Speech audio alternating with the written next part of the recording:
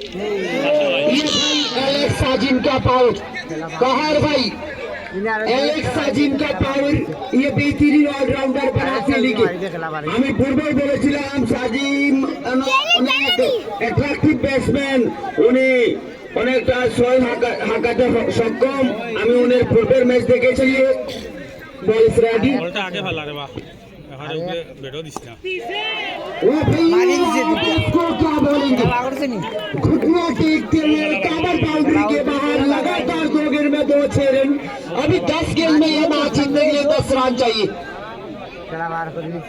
10 गेंद में 10 रन चाहिए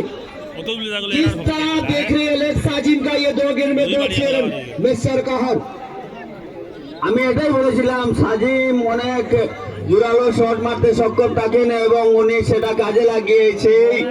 3টি বল থেকে উনি 13টি রান করেছেন সেই 13 রান সেই দলের জন্য 13 রান নয় 30 রানের একটি ইনিংস খেলে এখনো মাঠে অপরাজিত রয়েছেন 10 বল থেকে 10 রান এখন প্রেডিকশন করলে বলা যাবে ম্যাচ অনেকটা 70-30 হয়ে গিয়েছে 70-30